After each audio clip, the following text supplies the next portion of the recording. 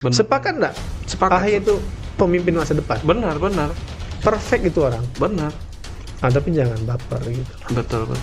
Nah, jangan-jangan wakilnya bukan Caimin di ujung.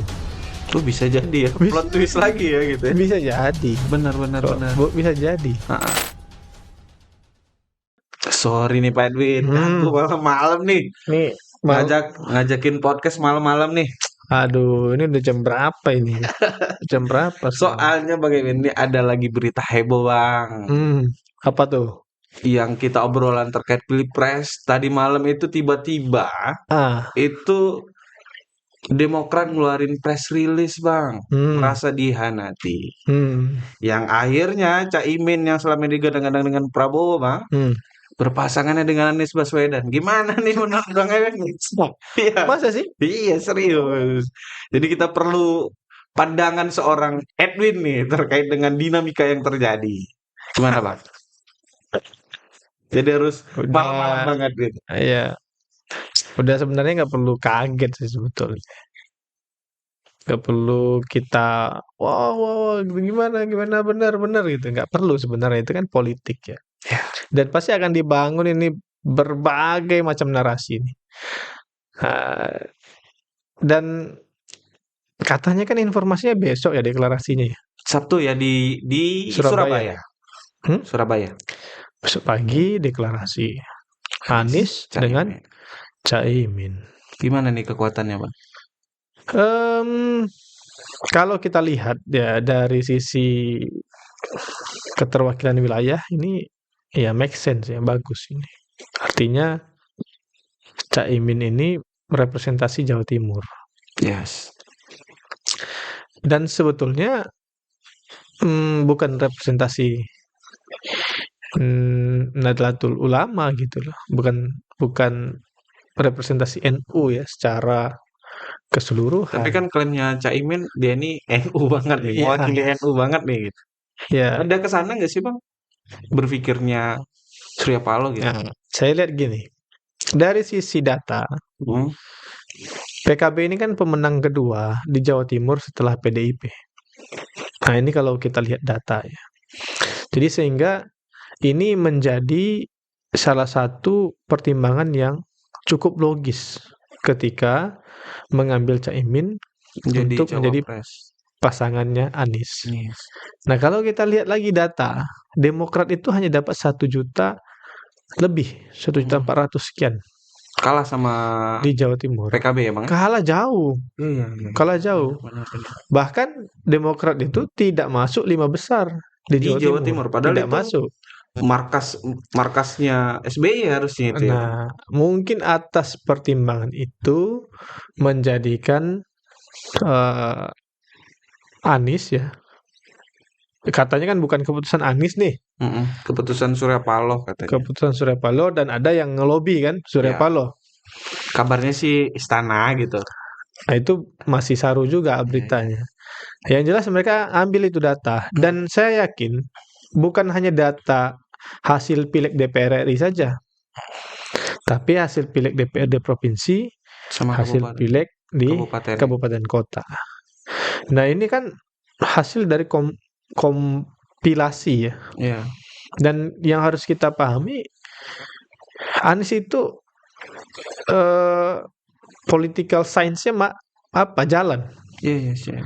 Jadi pasti dia sudah berhitung itu. Apakah ini juga bagian dari merespon hasil survei yang Anies bontot terus Bang? Bisa jadi.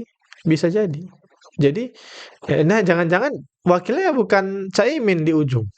Tuh bisa jadi ya, plot twist lagi ya gitu ya. Bisa jadi. Benar. Bisa jadi. Siapa coba wakilnya? Dan jangan-jangan bukan Anies capresnya. Bisa. Makin plot twist lagi. Jadi bisa jadi. Jadi buat Demokrat nggak usah baper lah ya. Jangan baper. Nah, tapi kan hari ini pada sibuk ini nih Bang. Ibaratnya nyerang balik Anies dianggap berpengkhianat. Gimana sih Bang merespon ini Bang? Khianat mengkhianati ya di politik itu sebetulnya bagi perspektif orang yang masih menggunakan perasaan dalam berpolitik. Saya ingat nih kalimatnya Bang Akbar Tanjung kan, bagaimana dia di masa reformasi itu mendapat kesempatan untuk maju sebagai calon presiden bahkan, bukan hanya wakil presiden. Dia sudah membaca segala macam. Ya, ada kalimat dia cukup menarik itu. Kalau mau terjun dunia politik, gantungkan dulu perasaan kita di balik pintu sebelum keluar rumah gitu loh. Nah, ini juga harus disadari oleh Demokrat ya, terutama mungkin di situ ada Pak SBY dan AHY.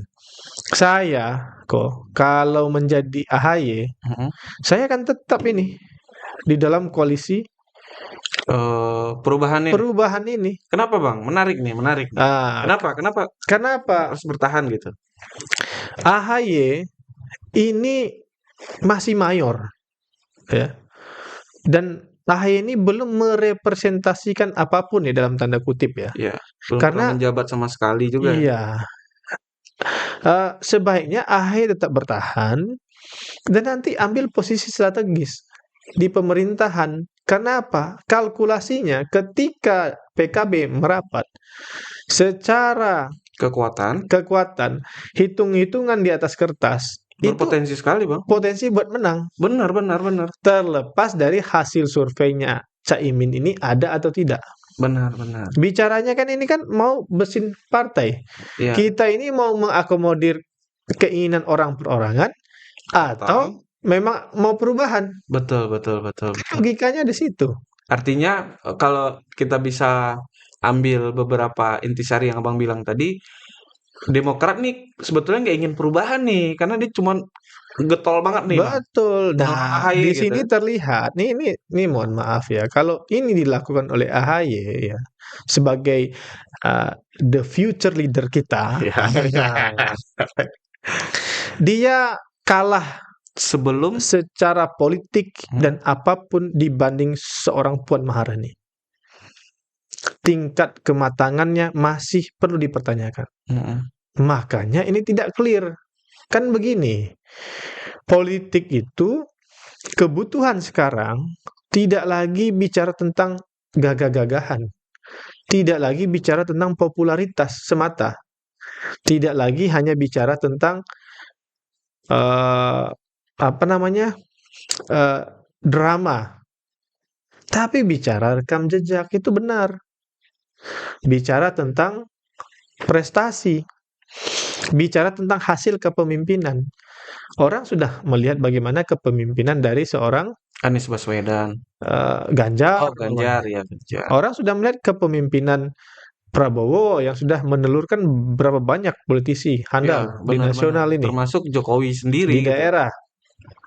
Orang sudah merasakan kepemimpinan dari Anies Baswedan. Jadi tangga itu dilewati oleh mereka.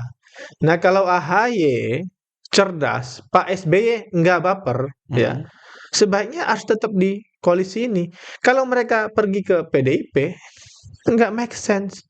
Value apa yang mereka bergain powernya nggak ada lagi gitu ya? Iya, value apa yang mereka tawarkan ke publik. Betul. Walaupun mereka gembar-gembor nih, kami punya value dalam berpolitik gitu loh. Tapi value apa? Kan pengennya ada perubahan kan? Nggak mungkin ke situ. Nah, satu-satunya exit pool mereka adalah merapat ke Prabowo. Benar. Kecuali P3, PKS, Demokrat bikin poros baru. Nggak mungkin Bang, karena PKS ngatain setia nih dalam tanda kutip kepada Anies. Kepada Anies. Nah, jangan-jangan kalau itu terjadi, maka benarlah isu bahwa penjegalan terhadap Anies itu terjadi. Ya. Nah, ini cerdas, ini sudah politik tingkat tinggi. Dewa-dewa nggak boleh baper di sini. Benar. Nah, ini menarik ini. Baru Pilpres ini menarik. Iya. Nanti kita lihat lagi. Penuh plot twist Bang soalnya. Iya, nanti kita lihat lagi. Wakilnya Prabowo siapa? Wakilnya Ganjar siapa? Gitu? Wakilnya Ganjar siapa? Jangan-jangan plot twist lagi dan Ganjar berpasangan. Bisa jadi Bang. Nah, itu dia. Karena kan Prabowo secara tersirat juga mengatakan bahwa koalisinya adalah koalisi Indonesia Maju Bang. Betul. Sama dengan Jokowi. Betul. Ini kan bicaranya reka-reka semuanya. Betul, betul. Tapi ini pelajaran bagi kita. Termasuk nanti ini akan menjadi sebuah patokan untuk suasana pilkada di tingkat provinsi maupun kabupaten. Ini akan berpengaruh nanti rentetan itu ya, Bang. Ini akan dinamis, luar biasa. Jadi sebenarnya ini karena malam ya kok ya, kita nggak perlu banyak komentar. Dibangunin ya. Ya, kita nggak perlu banyak komentar. Yang jelas, Anies ketika berpasangan dengan Caimin atau Gus Muhaimin, ya. Nah, ini branding beliau ini banyak betul ini. Ya. Ini berpotensi untuk menghasilkan kejutan. Sangat mungkin, Bang. Sangat mungkin. Ya, termasuk nanti akan dijadiin bahan tertawaan. Ya, ini kan kalau mereka gagal, yang tertawa semua pihak jadinya kan. Betul. Tapi kalau ini berhasil, ini sebuah lompatan luar biasa. Sangat luar biasa, Bang. Karena yang tidak diunggulkan kuda hitam tiba-tiba bikin kejutan gitu ya. Betul. Terus ini masih boleh nggak kita nanya-nanya nih, Bang? Boleh ini karena gini, Bang, kan ada juga sinyal-sinyal seperti yang disampaikan oleh Syarif Hasan bilang bahwa Pak Lurah nih memang nggak suka nih sama AHY, sehingga Surya Paloh kemarin menghadap ke Pak Lurah di istana, tiba-tiba Caimin bergabung. Gimana nih menurut Abang? Apa sih bahayanya Demokrat hari ini bagi Jokowi gitu? Sebenarnya nggak ada yang terlalu urgent ya untuk melihat Demokrat bangkit atau tidak. Karena saya melihat Demokrat ini bukan di pemilu ini. Golden momennya bukan di pemilu ini. Kalau AHY mau sedikit bersabar dengan usia dia yang masih sangat muda ya, walaupun kesempatan tidak datang 2 kali, tapi harus dihitung sama kita. Betul. Golden momennya nanti di 2029 AHY itu. Artinya kayak Prabowo sekarang lah ya, Bang ya. Iya, dia masuk di pemerintahan, dia punya partai politik. Kalau begini justru berbahaya buat karir politik AHY. Akhirnya orang menilai, oh ini orang kalau berpolitik baperan, kalau kepentingannya tidak terakomodir menjadi seorang wakil presiden, lah dia gitu ya. Ini akan menjadi catatan sejarah. Betul. Nah, ini berbahaya untuk AHY. Jadi teman-teman ya, untuk yang pecinta AHY, ingatkan itu coba. Harus diingatkan loh itu. Iya, benar. Kalau saya sih berharap 2029 AHY jadi calon presiden, saya mungkin pilih AHY. Betul. Tapi tidak untuk sekarang kok. Iya. Tidak untuk sekarang. Ini bacaan yang saya sampaikan ini adalah bacaan kita semua. Sepakat nggak? AHY itu pemimpin masa depan. Benar. Perfect itu orang. Benar. Nah, tapi jangan baper gitu. Betul. Ya itu tadi yang seperti Bang bilang kan. Perasaan itu harus digantung di balik pintu dulu. Ini bener. Politik. Dia ambil dulu. Apakah menjadi Menko dia? Ya kan? Nah, ini penting sama seorang AHY gitu loh. Nah, jadi malam ini kita bahas ini aja dulu ya. Iya, benar. Jadi poinnya selamat saya sampaikan untuk Anies Baswedan, untuk Caimin, manuvernya luar biasa. Kita tunggu kejutan berikutnya. Oke. Jangan-jangan Prabowo dan Ganjar berpasangan atau punya masing-masing calon wakil presiden.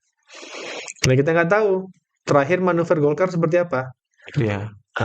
Golkar ini kan luar biasa juga. Habis serah-serah terima bunga, ujung-ujung Prabowo gitu ya. Betul. Dan jangan-jangan nanti yang cabut diri PAN dari Prabowo. Bisa jadi ya. PAN, P3, Demokrat ya. Ini masih serba mungkin ya, karena belum ada yang belum yang ini ya. Nah, di sini terlihat bagaimana sebenarnya keseruan politik di Republik ini banyak menghadirkan menu. Bayangkan kalau tidak ada presidensial threshold 20% itu. Semuanya bisa mencalonkan akhirnya, Bang. Dan ini hal yang baik untuk Indonesia. Jadi itu. Oke. Sip, terima kasih Bang Emin. Selamat beristirahat kembali. Siap. Oke, demikian podcast kita. Bye-bye. Assalamualaikum warahmatullahi wabarakatuh. Waalaikumsalam warahmatullahi wabarakatuh.